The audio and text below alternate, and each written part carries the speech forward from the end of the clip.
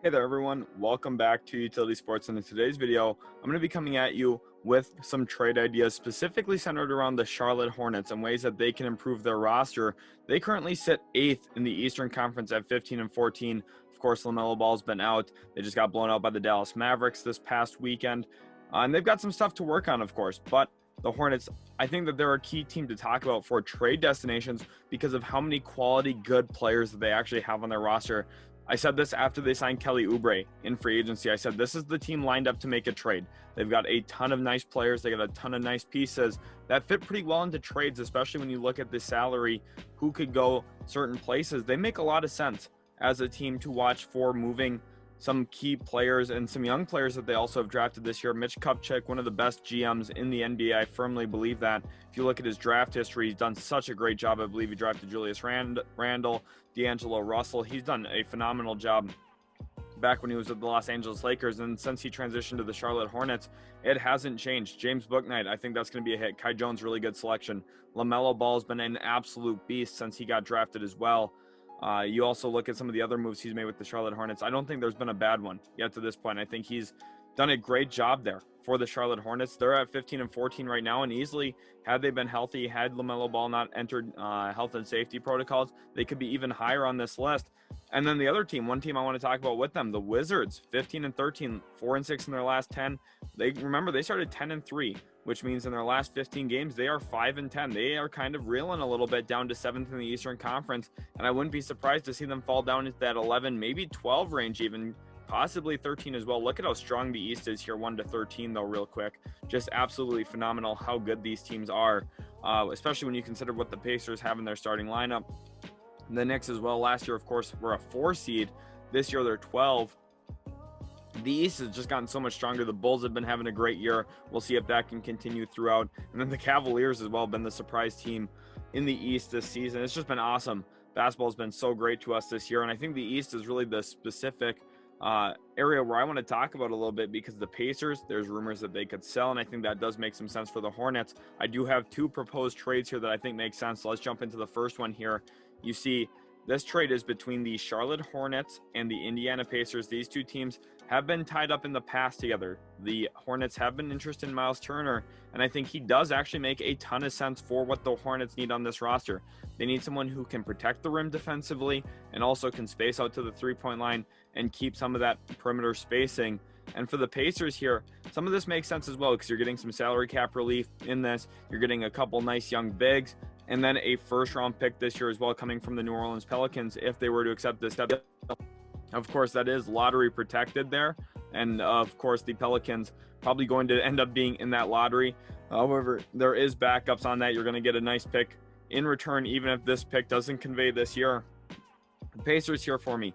It's time to move on from Myles Turner and or Domantas Sabonis. You're just not going to win. I had talked about it when they hired Rick Carlisle. This team does not fit Rick Carlisle's system. He's a heavy screen and roll offense, and they didn't have 2 screen and roll bigs, especially when you look at what Domantas Sabonis is on the floor. Myles Turner really can't function that way. I think Myles Turner could be a screen and roll big, but not in the current situation he's in with Indiana. I think that they need to make some moves, recenter their roster on what Rick Carlisle wants to do. They need to get a couple more wings in there and a little bit better defensively on the perimeter as well. And for me here, I think the Pacers, you bring in Mason Plumlee. He's purely salary cap matching here, and you can maybe even flip him later for a second-round pick if you want to, like just what just happened this year for Detroit. PJ Washington, kind of the center point of this trade. You're getting a nice young big, someone who's shown ability to score the basketball at that power forward position. Now I know he's got his flaws in his game. And you're also bringing in Vernon Carey, who's only 20 years old, extremely athletic, 6'9". When he was playing his college basketball, he was someone who popped a lot, specifically as a weak side rim protector. You're getting some elements in his game that you're losing with Myles Turner for a long-term rebuild. And then, of course, the first-round pick is really what motivates you in this deal. You get a little bit more depth if you're Indiana. Maybe see what Goga Bitadze could be as a big man as well. And you just try and recenter this team. I know this isn't a super lucrative package if you're Indiana, but I don't know what the market's really going to be for Myles Turner. Maybe at best you swing 2 first-round picks in a deal. That's probably with the idea you're taking in a bad contract. Here you're actually getting a net positive young player in PJ Washington, a net positive young player in Vernon Carey Jr., and then a minuscule cap filler here in a deal for Mason Plumlee. You don't have to send out any of your other nice players. This opens the door for Indiana to kind of go through the selling process slowly. Maybe trade Jeremy Lamb for a couple seconds. Maybe go through trade Domantas Sabonis for 2, maybe 3 first-round picks from a needy team. Then you also go and look to maybe trade Malcolm Brogdon for a first-round pick or 2 and see if you can bring up a collection of assets that way. It's a slow rebuild, in my opinion, if you're Indiana. If you're going to look to make some trades, you're not going to be able to swing a trade for 3 first-round picks or 4 first-round picks for a lot of the players you have. You're going to have to be smart, selective. And the nice thing here is if you go this route where you bring in a couple nice young players and bring in some draft picks, you can kind of pseudo-rebuild while also having a competitive product on the floor, which is a key thing for Indiana. They don't necessarily want to tank to the absolute bottom like what we see from Orlando and Detroit this season. They want to be competitive. They want to give fans a reason to stay in the stands there. We know how important that is to ownership there in Indiana, and I think that this does make a lot of sense for them to be able to do both. You find a way to navigate both situations, get a very valuable draft pick here from New Orleans that has good backups and protections on it backward for you. So if it does not convey this year, it'll be valuable going into the future. And I think that's a really smart move for Indiana, just because you're getting PJ Washington, who I think with his team option there could be someone you look to use long term. I think he could stick on that roster, and I think he does make a little bit more sense into Rick Carlisle's system. And then for the Hornets here, like I talked about, I just think it's an obvious upgrade at that center position.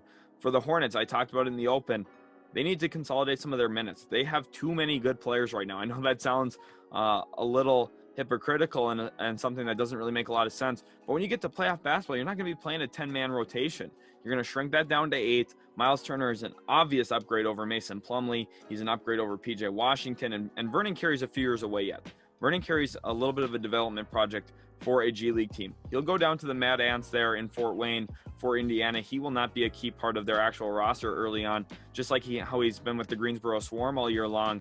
The Hornets don't need Vernon Carey up right now. And if you get Myles Turner, Mason Plumlee, PJ Washington become extremely expendable, because Myles Turner just makes you a lot better for actual playoff basketball and brings some of those desired skill sets you're looking for around LaMelo Ball. Now, the other trade I have here, now I'm going to bear with me a little bit here before I actually show it, is a little bit more far-fetched, and this is one that I think is going to be executed, if it does, closer to the trade deadline. If the Wizards continue to kind of spiral, and if the Hornets kind of step up their play a little bit, maybe find themselves in 5th or 4th in the Eastern Conference, I could see both sides very, very interested in making a move like this, especially if the Wizards continue to struggle and Bradley Beal's not playing his best basketball. And it's a big-time deal. It is a 4-team trade here, and I love these kind of trades. They are very, very fun for me to make. I love the idea of 4-team trades. Before the Clint Capella trade to Atlanta a few years back, I had actually mocked up a 4-team trade. It's on our Twitter if you guys want to go check it out. It's the pinned tweet at the top of our Twitter profile at Utility Sports. I was fairly close on it. I had included the Knicks on it. It was before Julius Randle broke out. You'll have to remember that in that deal. But I had included Minnesota, Houston, and Atlanta in that deal. And then I had included the Knicks. I believe the Knicks did not end up actually getting involved in that. There was a new 4th team that got involved in there. But I was fairly close on it, and I had mocked that before it ever happened. And I think this could be another situation where it does make sense for all sides. For the Hornets here, you land Bradley Beal and Anthony Gill. Gill's just a throw in here for cap space and getting a player off the Wizards roster, because they're bringing in 5 players. They don't necessarily need to hold on to all those guys.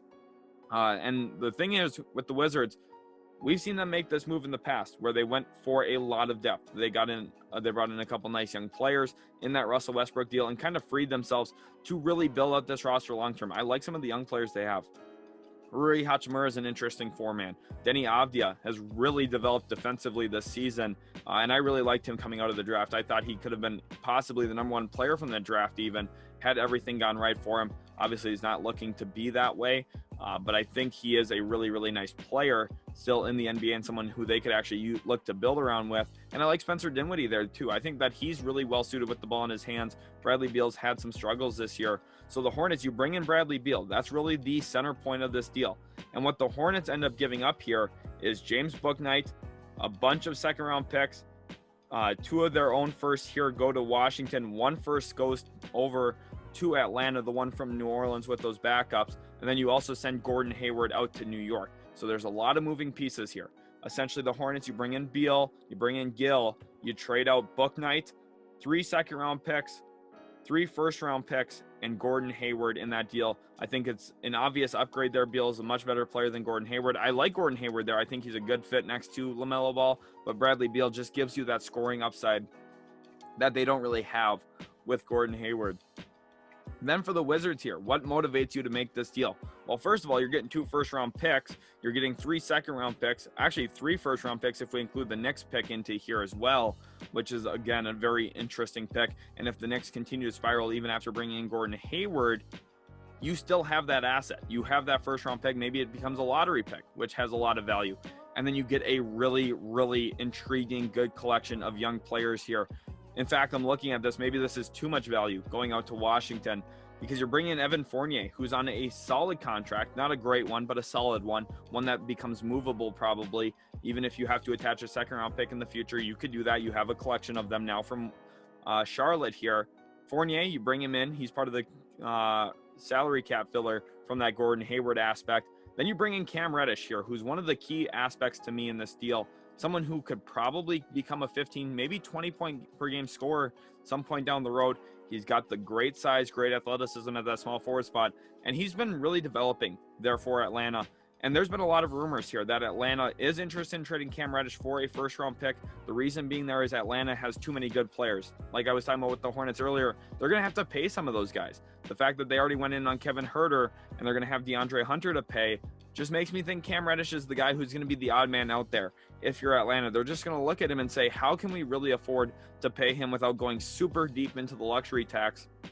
When you have John Collins, Trae Young, Clint Capella, Kevin Huerter, Bogdan Bogdanovic, Danilo Gallinari, and also DeAndre Hunter, it just becomes a really, really tough task to afford 8 guys who are really, really, really good. Cam Reddish becomes the odd man out, goes into Washington here for that first-round pick. Quentin Grimes as well comes in. I think he's an intriguing player as well. Was a second-round pick this past year for the Knicks, and has shown some bright spots already early into his NBA career. He becomes a very, very solid backup guard early on. Obi Toppin as well. Maybe not the best fit here into Washington, but a highly intriguing offensive player when you look at what his skill set is. Now, I know he's not shooting well from 3 this year, around 20% from 3, but offensively, he runs the floor hard. I'd love to see him actually get some small ball 5 minutes as well, because I think his real asset comes with how hard he can run as a rim runner and also his ability to function as a screen and roll big. I like that a lot for the Wizards, bringing him in. And then James Bouknight is a pro-level scorer. He's had flashes as well for the Greensboro Swarm and also the Charlotte Hornets this season. This is a great collection of young players. I'm looking at this and I'm kind of blown away, actually. If the Washington Wizards could swing this deal, I mean, if their direction continues to trend downward and they aren't winning a ton of games throughout the rest of the season, they probably have to look to make a move like this. Beal's talked about how he has to see the Wizards put themselves in positions to win. And if we get to the trade deadline and they're, 5-6 games below 500 and sitting in the 12th spot in the Eastern Conference, Beal is not going to be super convinced that Washington is the place for him. This does make a lot of sense in my opinion. Charlotte here, you're getting 2 guys on longer-term contracts. Jalen McDaniels here, kind of a nice fit, athletic wing. Could see him play off the ball a little bit. Probably not going to fit that playoff rotation, though. And then Vernon Carey, like I talked about earlier, a developmental big. He's on a nice long-term contract as a second-round pick.